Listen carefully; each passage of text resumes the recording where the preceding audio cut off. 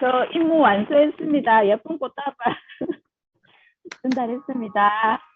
네, 장미다님.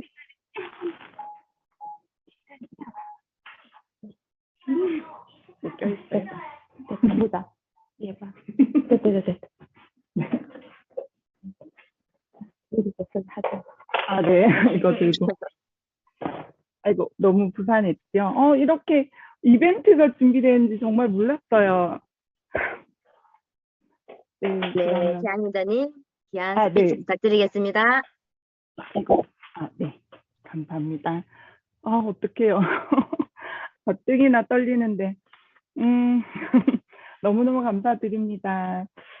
네, 정식으로 인사드리겠습니다. 안녕하세요. 뉴 사파이어 최양미입니다. 네, 저희 스폰서님은 이경아 배미연 스폰서님이십니다. 우선 저도 오늘 그 PPT보다는 제 얼굴이 더 나오는 게 좋아서 이렇게 시작할게요. 우선 사랑하는 스폰서님들, 사랑하는 파트너 리더님들, 사랑하는 해피드림 리더님들께 사파이어 성직 축하해 주셔서 진심으로 감사 인사 말씀드립니다.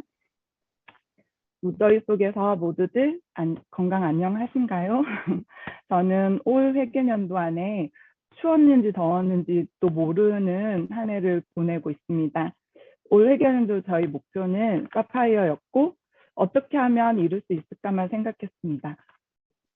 어느 날은 될 것만 같아서 막 설레이고 희망차고 어느 날은 또 안 될 것만 같아서 막 두렵고 무섭고 우여곡절이 많았던 시간이었지만 지금은 성취를 해냈기 때문에 세상 행복감을 다 만끽하고 있는 요즘입니다.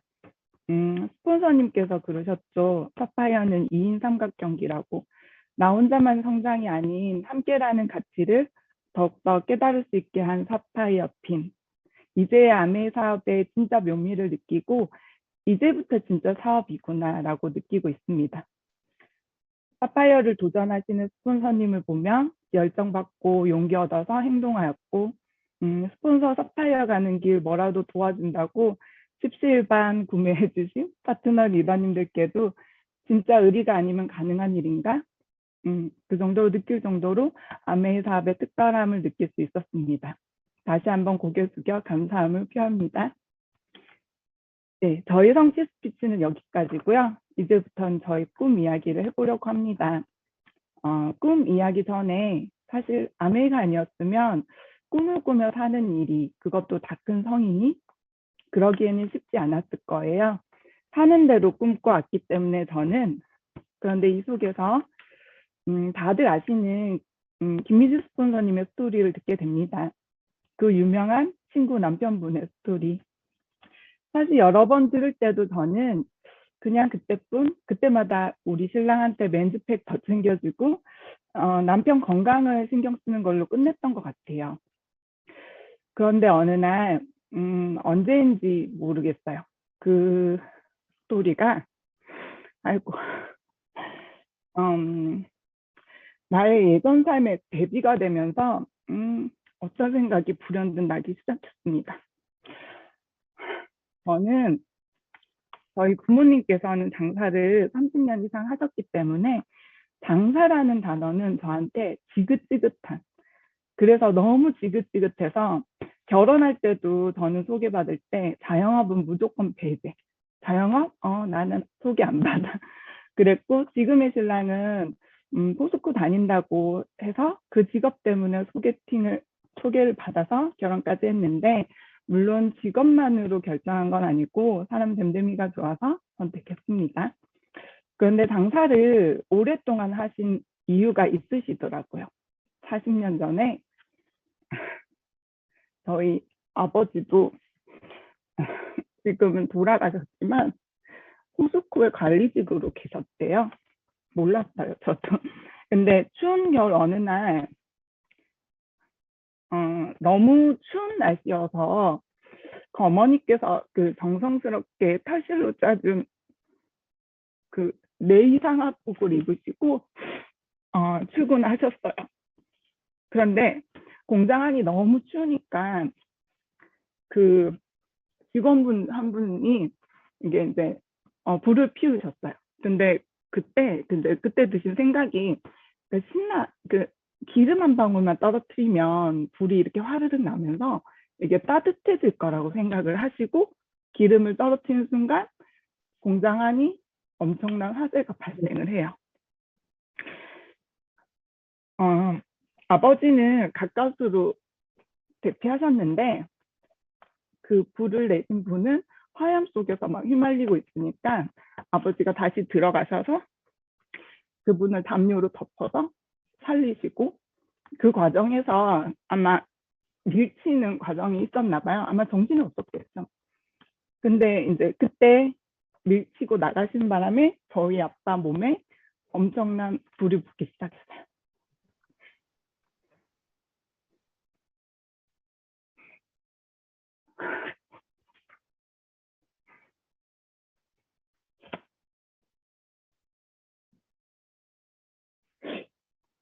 그래서 그 화상으로 저희 아버지가 죽을 고비 여러 번 넘기시고요. 그 어렵게 받은 보상금으로 장사를 시작했던 거예요. 근데 그때부터 저희 엄마가 가장이 되셨어요. 아마 그날 내가 털실 네일만 안 입혔어도 그렇게 되진 않았을 거라는 책임감과 함께 아버지가 일을 못 하시고 안 하시더라도 죽기 살기로 장사를 하셨던 것 같아요. 그게 저에게 아마 지긋지긋한 장사라는 개념으로 박힌 거예요. 죄송해요. 이렇게 자꾸 눈물이 나지. 그 덕분에 저와 저희 오빠는 아주 자유로운 생활을 했던 것 같아요. 저녁이 돼도 부모님이 없으니 온 동네를 돌아다니면서 놀러 다녔고 표현이 자유로워서 그렇지 그냥 방치였죠. 그럴 수밖에 없었잖아요. 사실은 엄마는 우리를 돌볼 시간이 없었으니까요. 어린 시절을 그렇게 보내다가 운이 좋게 공부를 잘하는 친구들을 사귀어서 본격적으로 중학교 때부터 공부를 해서 그래도 성적 좋게 학교를 다녔던 것 같아요. 그런데 공부를 하려 치면 가게로 불러서 알바를 하고 인건비 아껴야 하니까 그 전 중학교 때부터 알바를 했었거든요. 아마 시험 전날도 불려나가서 알바를 하고 그때 생각하면 저는 우리 부모님이 진짜 우리 친부모님이실까? 아닐 거라는 생각도 하면서 학창 시절을 보냈습니다. 그런데 희한하게 공부를 못하게 하니까 그렇게 하고 싶더라고요.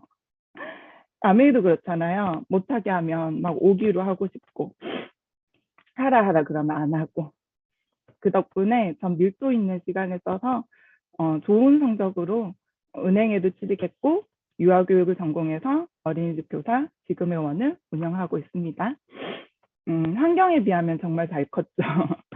이야기 안 하면 저는 이제 꽃길만 걷고 큰 줄 알아요. 제 생각인가요?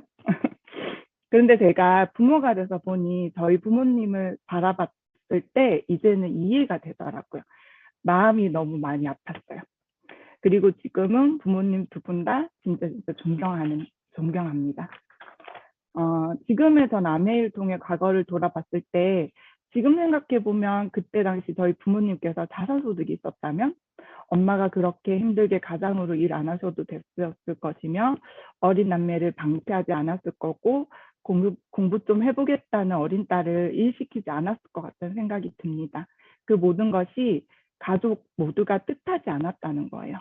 그렇듯 건강 문제든 사고든 누구한테나 일어날 수 있고 내가 뜻하지 않았던 거 누구한테나 닥칠 수 있다는 거 그로부터 저한테는 강력한 아이가 생겼고 나 하나 생각 고쳐먹고 아메이란 수단을 통해 자산소득이 만들어진다면 평생토록 고생만 했던 우리 엄마 노후는 이젠 내가 편안한 노후로 만들어 드릴 수 있겠더라고요.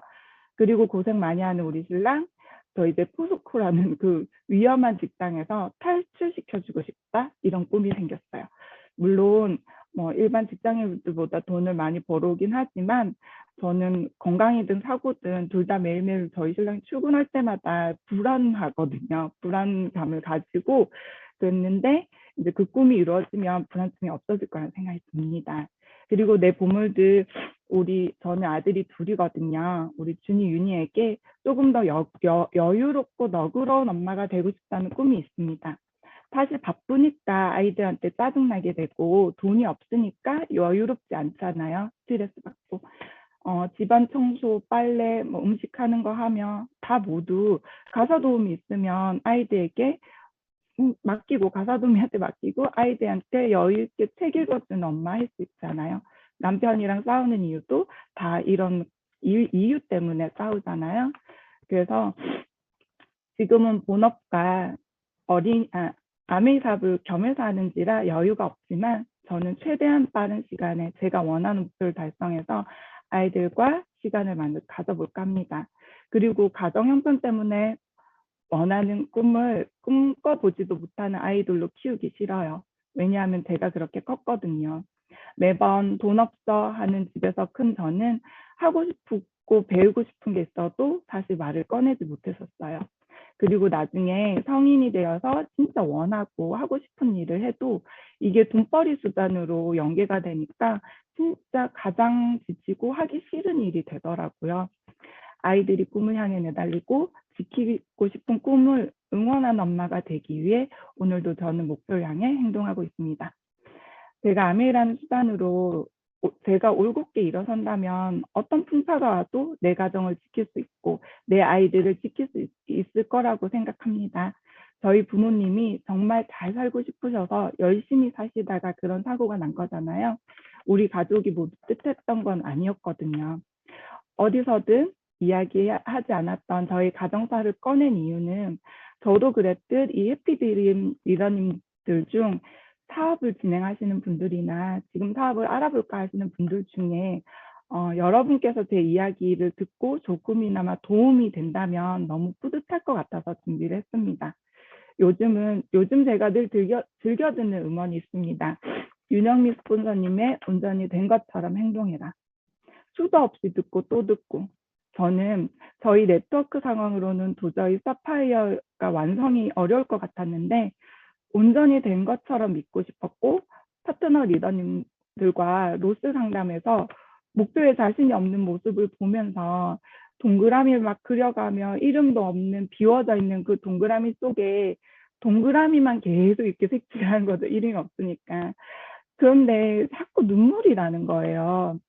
꾹꾹 참으면서 할 수 있다고, 뭐든지 해보면 진짜 시크릿이 걸려서 무엇이든지 무슨 일이 일어난다고, 내가 도와줄 테니 해보자고, 네, 그 마음이 전해졌는지 진짜 시크릿 같은 일이 생겼고, 저의 로스에서 가장 약했던 1번 레그에서 함께 손잡아주는 파트너 리더님이 생겨서 그분을 도와서 저도 도움을 받아서 사파이어 완성까지 해나갈 수 있었습니다.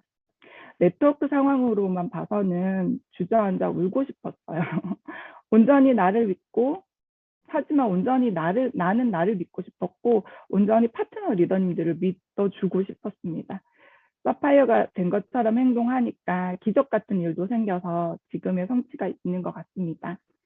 리더님들, 지금의 네트워크 상황으로는 할 수 없는 나를 만나고 될 수 없는 상황을 만나게 될 것입니다. 하지만 진짜 된 것처럼 행동해 보세요. 그럼 진짜 시크릿 같은 일이 생기게 됩니다. 도전해 보세요. 행동했을 때나 만날 수 있는 그런 경험을 만나게 될 거거든요. 저를 자립하는 방법을 알려주신 이경아 배미연 스포너님 정말 감사드리고요. 이제 저는 저의 파트너 리더님들의 자립을 위해 힘내려고 합니다. 제가 누린 이 모든 경험과 보상들을 파트너 리더님들께 고스란히 만끽할 수 있게 함께 발로 뛰는 스폰서가 되려고 합니다. 지켜봐 주세요. 고 에메랄, 고 지쿠. 감사합니다.